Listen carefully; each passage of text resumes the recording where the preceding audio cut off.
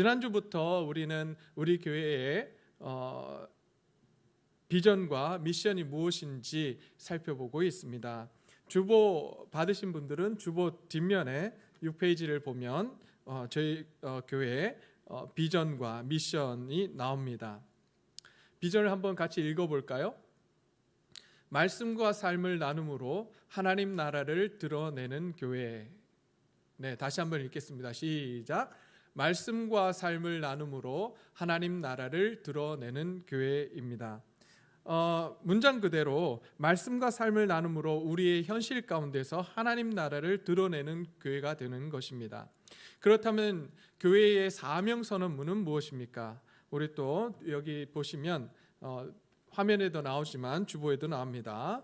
한번 읽어보겠습니다. 시작. 세대를 이어 제자 삼아 세상으로 나아가게 한다. 다시 한번 읽겠습니다. 시작. 세대를 이어 제자 삼아 세상으로 나아가게 한다. 말씀과 삶을 나누는데 특별히 다음 세대에게 이 말씀을 나눔으로써 이 다음 세대가 예수 그리스도의 제자가 되도록 한다는 것입니다. 그 제자가 된 다음 세대가 이제 주의 복음을 들고 삶의 현장 가운데로, 각자의 현실 가운데로 나가서 바로 세상으로 나가서 하나님을 드러내는, 하나님의 자녀로서 하나님의 백성으로서의 삶을 살아내도록 해야 한다는 것입니다. 그것을 신명기 6장, 저번 주에는 신명기 6장 4절에서 9절 말씀을 통해서 우리가 살펴보았습니다. 오늘은 이러한 비전과 사명을 이루기 위해서 교회가 가져야 할 6가지 핵심 가치를 한번 설명해 드리려고 합니다. 역시 주보에 나오고 화면에도 나오는데요. 첫 번째가 진실성입니다. 두 번째가 자발성, 세 번째가 가정중심, 네 번째가 열린 마음, 다섯 번째가 과정중심, 여섯 번째가 삶의 현장 중심이라는 것입니다. 왜 이렇게 핵심 가치가 우리에게 필요합니까? 그것은 바로 교회가 교회다워지기 위해서입니다. 교회는 예수 그리스도를 머리로 하고 몸이라고, 교회를 몸이라고 말씀하셨습니다. 그렇기 때문에 교회는 하나님 나라의 가치를 가져야 합니다. 세상 가치를 따라서 살 수 없습니다. 왜냐하면 하나님이, 예수님이신 하나님께서 우리의 머리가 되시기 때문입니다. 그래서 우리는 이제 하나님을 따라서 하나님이 가지고 있는 하나님 나라의 가치를 가지고 우리는 살아가야 합니다. 하나님 나라 가치가 참 많은 것이 있습니다. 그럼에도 불구하고 저는 오늘 이 6가지를 저희 교회의 핵심 가치로 정해서 우리가 함께 살아가기를 소원합니다. 자, 다시 한번 이 6가지를 읽어볼까요? 다시 한번 읽겠습니다. 시작. 진실성, 자발성, 가정중심, 열린 마음, 과정중심, 삶의 현장 중심입니다. 우리가 이 가치를 잘 지켜서 정말 하나님이 다스리시고 예수 그리스도가 머리가 되는 그러한 교회로 바뀌어가기를, 변화되기를 간절히 소원해 봅니다. 오늘은 첫 번째 정직성에 대해서 한번 살펴보고자 합니다. 정직성은 원래 사실은 영어로 제가 표현을 하려고 영어 단어가 훨씬 더 많은 의미를 담고 있고, 그래서 인테그리티라고 하는 이 단어를 쓰려고 했는데 그것보다는 이제 한국어로 바꿔서 쓰다 보니까 정직성이라고 이야기했는데요. 사실은 정직성뿐만 아니라 진실성이라는 단어를 의미를 가지고 있습니다. 또한 온전성, 온전한 상태를 의미합니다. 근데 인테그리티라고 하는 이 단어는 사실 한국어로 번역할 때 참 어렵습니다. 왜냐하면 그 의미가 한국어 자체에 단어가 있지 않기 때문입니다. 미국에서도 한국에 있는 단어를 번역할 때 어려운 단어들이 있습니다. 어떤 단어냐면 한, 정, 이런 단어들은 미국 단어, 영어 단어에 있지 않습니다. 한을 이야기하면 한참 고민합니다. 한참 고민하다가 이렇게 이야기하고 저렇게 이야기해도 그 의미가 전달되지 않아서 미국에서는 한이라고 하는 것을 그대로 발음 나는 그대로 쓰고 있습니다. 한, 그리고 정도 마찬가지입니다. 정을 영어로 번역하는 것이 쉽지 않아서 학문적으로 할 때나 우리가 이제 정이라는 것을 이야기할 때 그냥 발음 나는 대로 영어로 씁니다. 정이라고 쓰고 그것을 뒤에다가 설명해 두고 합니다. 마찬가지로 인테그리티도 우리 한국어에 정확한 번역을 할 수 있는 단어는 없습니다. 그러나 오늘 아까 말씀드렸듯이 진실성, 정직성, 또한 온전성, 온전한 상태 이런 의미를 가지고 있다라고 하는 것을 우리가 알아두셨으면 좋겠습니다. 그런데 하나님께서 우리에게 요구하시는 하나님 나라의 인테그리티는 세상에서 이야기하는 것과는 좀 다릅니다. 조금 더 많은 의미를 가지고 있습니다. 그것이 어떤 의미냐면 어떤 것이냐면 하나님께서 말씀하시는 정직성과 또한 정직함은, 진실함은 세상에서 도덕적인 의미의 진실함, 정직성을 이야기하는 것이 아니라 그것을 포함하고 있기도 합니다만은 더 넘어서서 하나님 앞에서의 삶을 말씀해 주고 있습니다. 하나님 앞에서의 하는 행동과 삶을 의미하는 것입니다. 그래서 아까 화면에도 잠깐 나왔지만 우리가 이야기하는 하나님 나라에서의 정직성과 진실함은 하나님 앞에서의 진실함과 정직성입니다. 바로 코람데오라고 하는 정신인 것입니다. 코람데오 참 많이 들었을 것입니다. 하나님 앞에서. 코람이라고 하는 단어가 앞에서라는 뜻이고 데오라고 하는 데우스의 하나님이라고는 뜻입니다. 그래서 하나님 앞에서 우리가 어떻게 살아가야 되느냐, 그것이 바로 정직함과 진실함으로 살아가야 된다라고 하는 것입니다. 사람들이 보지 않는다고 해서 우리 마음대로 살 수 있다라고 하는 것, 그것은 세상적인 기준입니다. 하나님께서 우리에게 요구하시는 것은 사람들이 보든 보지 않든 너는 하나님 앞에 항상 서 있다는 사실을 염두에 두고 살아가라라고 하는 것입니다. 그렇게 하나님 앞에서 진실되게, 하나님 앞에서 정직하게 살아가라고 하나님께서는 우리에게 요구하고 계시는 것입니다. 이런 코람데오의 정신이 사실 종교개혁 시대에는 마틴 루터에 의해서 5가지로 표현이 되었습니다. 그것이 무엇이냐면 오직 성경, 오직 은혜, 오직 그리스도, 오직 성경, 오직 믿음, 오직 은혜, 오직 그리스도, 오직 하나님께 영광이라고 하는 이 5가지로 표현이 되기도 했습니다.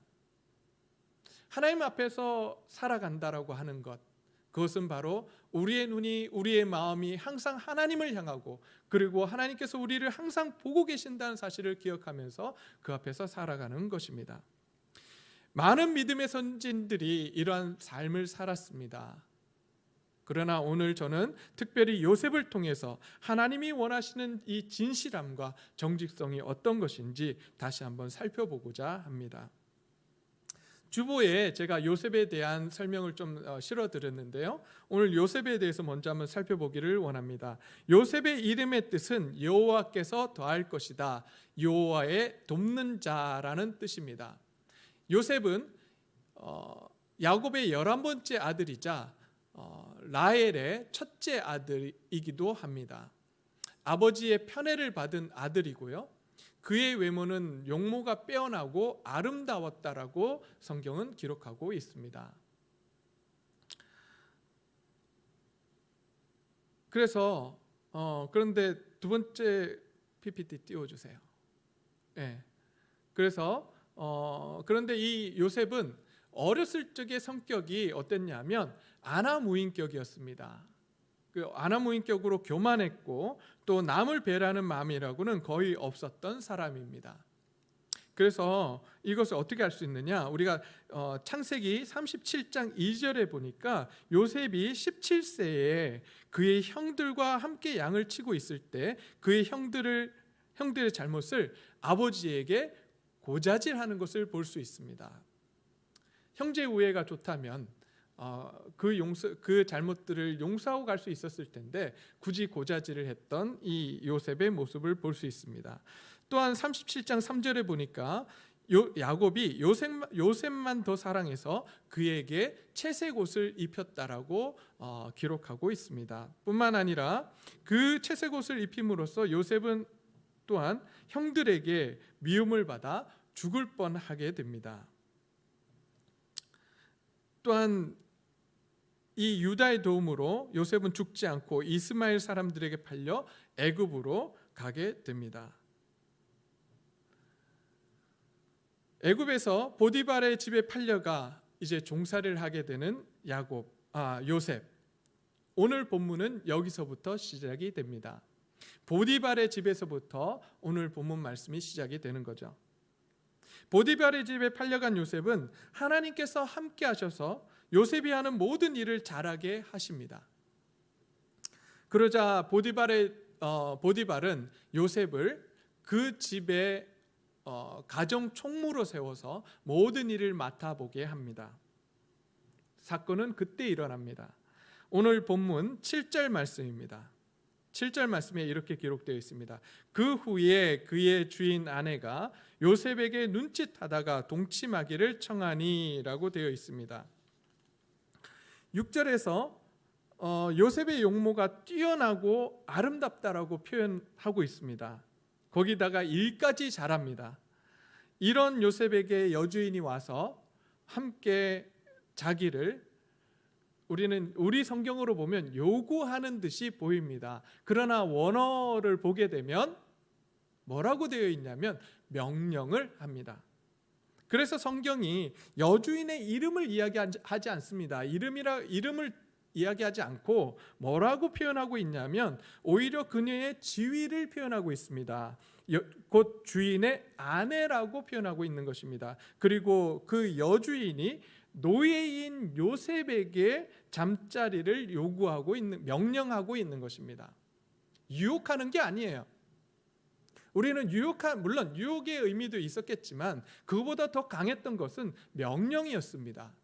그 당시 상황으로 보면 여주인은 남자 노예를 마음껏 자기 성노예로 부릴 수 있었습니다. 그것을 알고 있었던 요셉은 그 명령을 사실 거절할 권리가 없었던 것입니다. 여주인이 요구하면 그 요구가 싫건 좋건 간에 순종해야 하는 것이 노예가 해야 할 일이었습니다. 그러나 요셉은 그 명령을 거절합니다. 그 명령을 거절하고 이제 자기 주인의 아내에게 이렇게 이야기합니다. 그것이 바로 8절과 9절의 말씀인데요. 함께 읽어보도록 하겠습니다. 요셉이 거절하며 자기 주인의 아내에게 이르되 내 주인이 집안의 모든 소유를 간섭하지 아니하고 다 내 손에 위탁하였으니 이 집에는 나보다 큰 이가 없으며 주인이 아무것도 내게 금하지 아니하였어도 금한 것은 당신뿐이니 당신은 그의 아내임이라. 그런즉 내가 어찌 이 큰 악을 행하여 하나님께 죄를 지으리까? 라고 합니다. 지금 요셉은 그 여주인의 명령에 거절할 수 없음에도 불구하고 담대하게 거절을 하면서 두 가지 이유를 이야기를 합니다. 첫 번째 이유가 뭐냐면 자신의 주인 보디발에 대한 책임을 거론합니다. 이것은 바로 윤리적인 측면입니다. 주인이 다 허용했지만 한 가지만 허용하지 않았다. 그것은 바로 당신이라고 하면서 여주인의 명령을 거절하고 있는 것입니다. 두 번째 이유가 더 중요한데요. 두 번째 이유는 뭐냐면 그는 그 악을 행하여 하나님께 죄를 지을 수 없다라고 합니다. 이것은 무슨 이야기냐면 그의 삶이 하나님 앞에서 살아가고 있음을 고백하는 것입니다. 여주인의 명령이고 그 명령에 불순종해서 자기에게 어떠한 불이익이 온다 할지라도 자신은 하나님 앞에서 죄를 지을 수 없다라고 고백하고 있는 것입니다. 이것이 바로 하나님께서 우리에게 요구하시는 정직성과 진실성인 것입니다. 누가 있든지 없든지 하나님 앞에서 우리가 살아가는 것입니다. 하나님이 나와 함께 계심을 인정하면서 하나님 앞에서 성실하고 정직하게 살아가려고 하는 것, 이것이 바로 우리에게 요구되는 진실성이자 바로 정직성인 것입니다. 그런데 우리는 인간이기에 이렇게 살아가는 것이 쉽지 않습니다. 그렇게 살아가려고 노력해야 합니다. 하나님께서 우리에게 원하시는 것은 그렇게 완벽하게 살아가기를 원하시는 것이 아닙니다. 우리가 그렇게 살려고 애쓰는 것을 하나님께서 요구하십니다. 전에도 한번 말씀을 드렸지만 하나님께서 정말 우리를 바라보시며 우리를 나이가 많건 적건 하나님의 눈에는 우리가 어떻게 보이냐면 바로 어린 아이들과 같습니다. 특별히 걸음마를 배우는 그런 아이들로 하나님께서는 우리를 보실 거예요. 걸음마를 배우는 아이들, 처음 일어섰을 때의 그 아이들이 반드시 넘어집니다.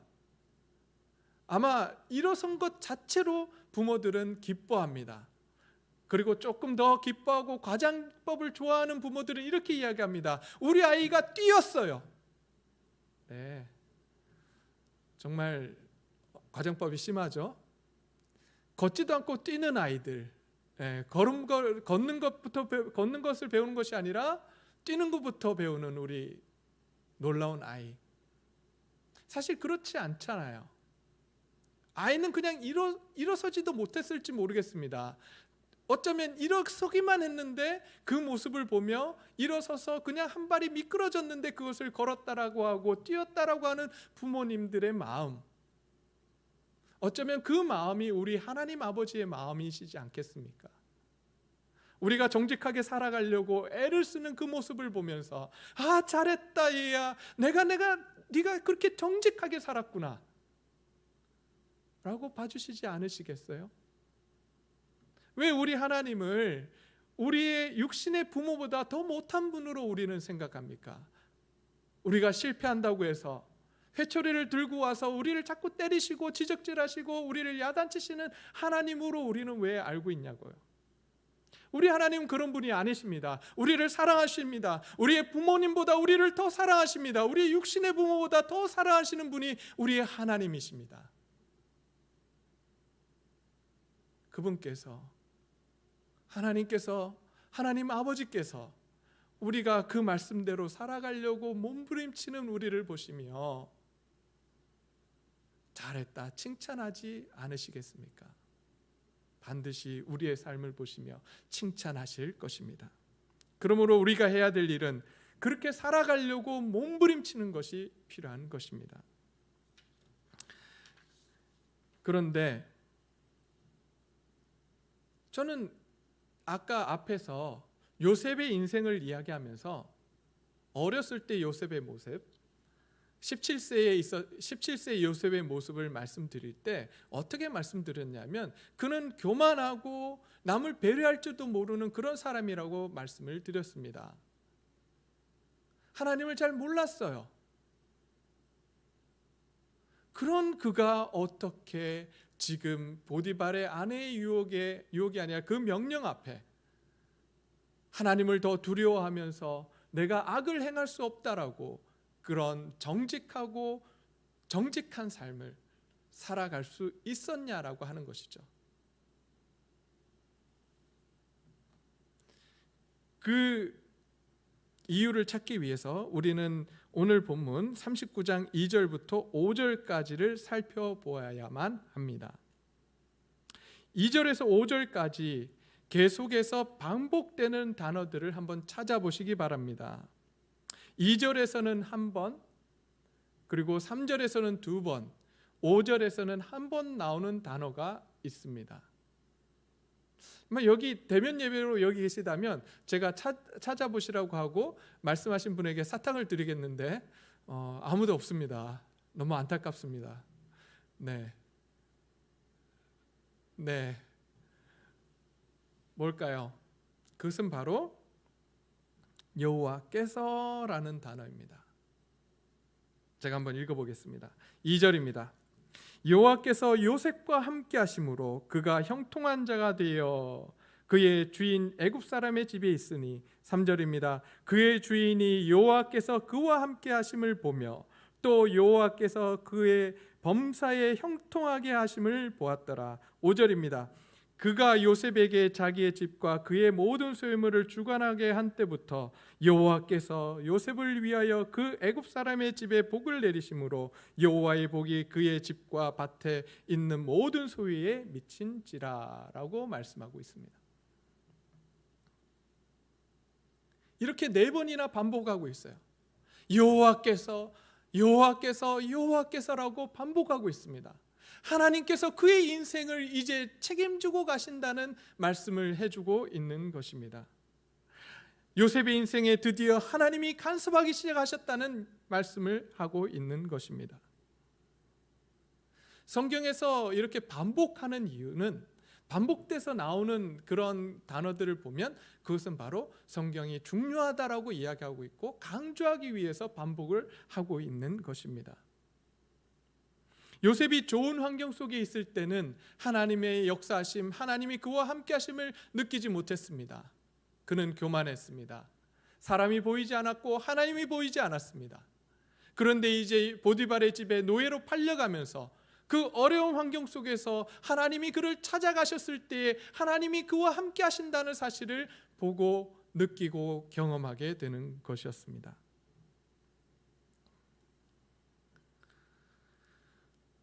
지금 상황이 어렵지 않으십니까?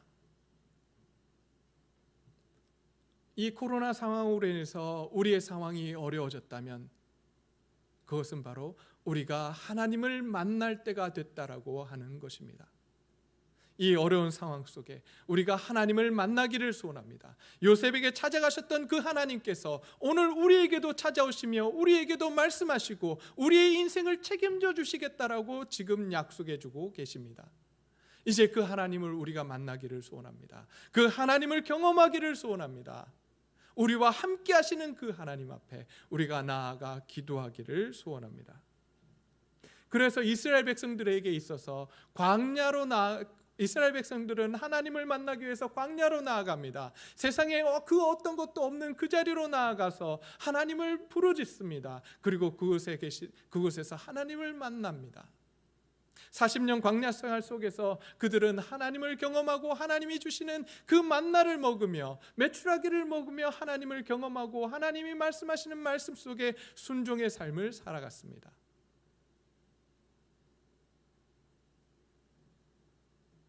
물론 그 속에서 원망하고 불평하기도 했지만 그들은 하나님이 그들과 함께 하심을 경험하고 이제 가나안 땅으로 들어갔던 것입니다. 마찬가지입니다. 오늘 요셉에게도 하나님께서 그 어려운 상황 속에서 요셉과 함께 하십니다. 그리고 요셉을 통해서 하나님께서 많은 일들을 이루시겠노라고 약속하시며 그의 인생을 붙들어 주시고 하는 일마다 잘 되게 하십니다. 그러면서 지금까지 지내온 것이 하나님의 은혜였음을 요셉으로 하여금 깨닫게 하십니다. 이런 하나님의 은혜가 이 예배를 드리고 있는 모든 우리 동네제일교회 가족들에게 함께하기를 간절히 바랍니다. 이때부터 요셉은 하나님을 경험하고 알아가게 됩니다. 지금까지는 아버지 야곱의 하나님, 할아버지 이삭의 하나님, 증조 할아버지 아브라함의 하나님으로 알았다면 이제부터는 요셉 자신의 하나님, 나의 하나님으로 경험하며 살아가게 된 것입니다. 그것도 좋은 환경이 아니었습니다. 노예 생활 속에서 함께하는 하나님을 경험한 것입니다.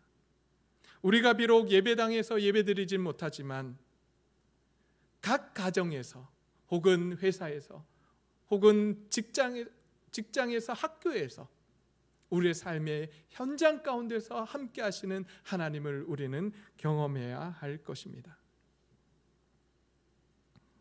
그런데 우리는 이런 요셉을 보면서 하나님께서 함께 하셔서 이런 놀라운 일들을 이루시는구나, 나에게도 함께 하시겠다고 약속하시니 이제 내일부터 모든 일이 잘 되겠지, 나는 내일부터 하나님 앞에서 정직한 삶을 살아갈 수 있을 거야, 이렇게 오해할 때가 있습니다. 성경은 우리에게 그렇게 되는 것을 오해한다라고 말씀하고 있습니다. 왜냐하면 우리가 여기서 한 가지 놓치고 있는 게 있어요. 시간적인 그 간격인데요. 우리가 요셉이 이렇게 되기까지 많은 시간이 걸렸음을 놓치고 있습니다. 우리가 한번 찾아볼까요? 하나님께서는 이 요셉에게 믿음의 훈련을 시키십니다. 하나님께서 함께 하시고 또한 하나님께서 그에게 놀라운 은혜를 주시고 경험하게 하시고 이 상황들을 계속해서 함께 이렇게 말씀해 주시고 훈련을 시키시는데, 자 37장 2절 말씀을 한번 볼까요?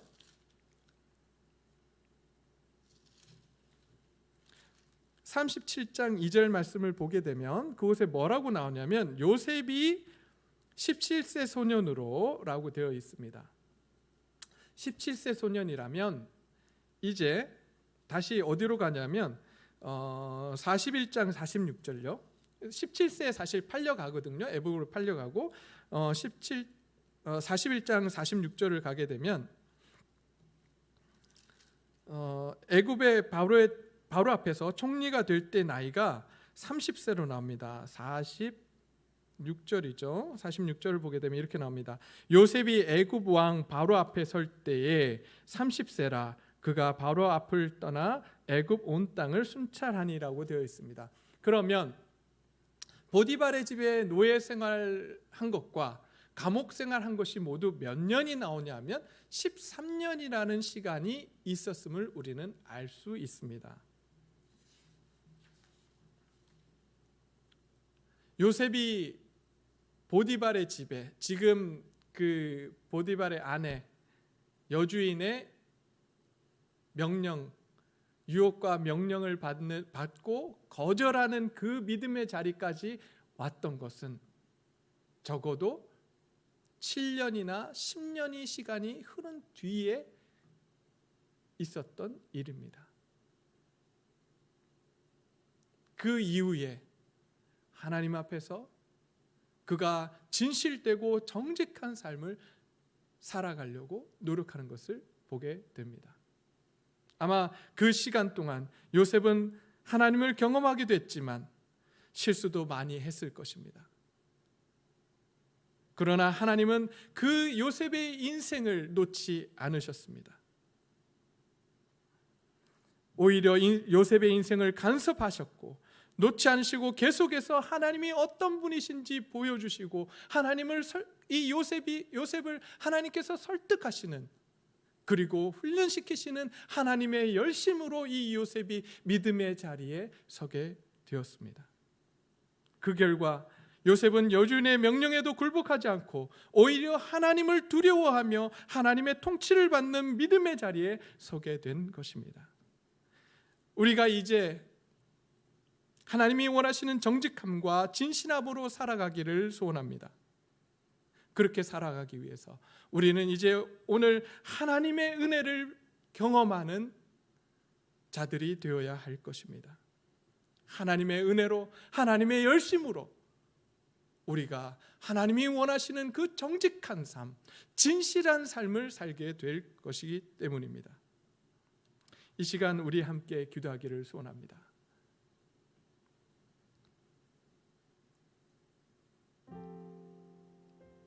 이제 우리의 삶을 하나님이 원하시는 삶으로 살기 위해 몸부림칩시다.